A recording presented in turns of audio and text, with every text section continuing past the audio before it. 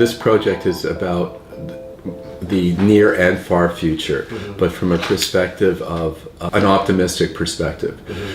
I think there's lots of people looking at some of the problems, the ethical problems. I think what I'm trying to do with this again is to bring out the positive. So what I'm hoping to do is for people to imagine not only positive outcomes from themselves, but larger cultural issues.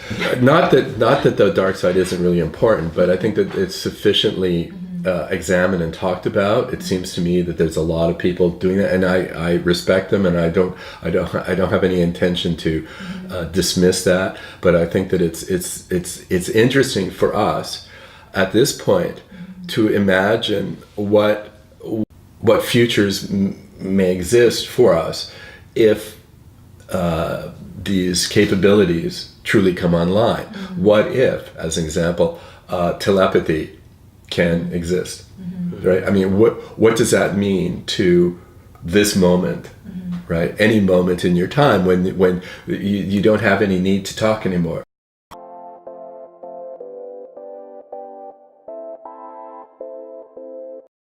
Well, there's one, I was reading one person where you would be able to actually control, because of the mechanism, I would be able to actually control your arm movement, right? It would be, there was a signal that would, so from a distance.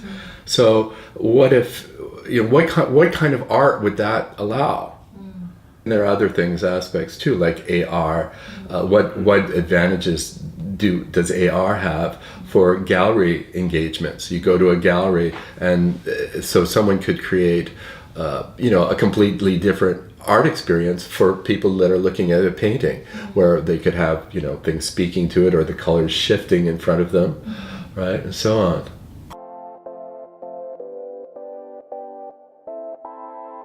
Some of them, the one that I've finalized on is this approach to sci-fi writers, is to approach both the Canadian Sci-Fi Writers Association and the other Canadian Writers Union, and to present them with a set of ideas and to ask their members to contribute to putting together short fiction essays about culture and art in 5 to 35 years.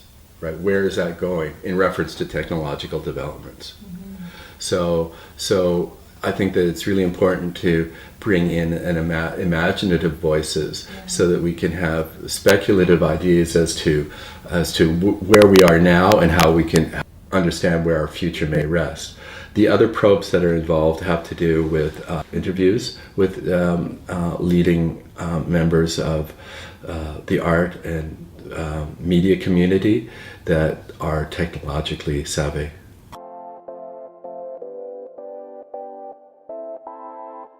Look, when AI beat the head Go player, he said that move was beautiful.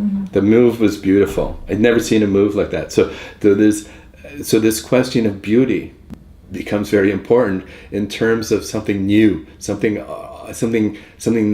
not imagined, and that's an unknown. I don't think that there's an end to knowledge. So if there's no end to knowledge, then there's no end to art. Yeah.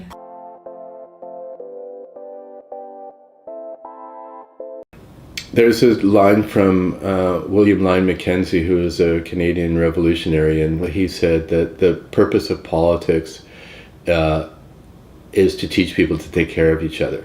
I think that that certainly art has a responsibility in that way as well, but it does so, in my opinion, on a level of meta understanding or meta culture, understanding of culture. It not only embraces the differences, but embraces our love of difference, right? Rather than our fear of difference. For me, the technological future is a way in which we can take responsibility for a cornucopia of possibilities.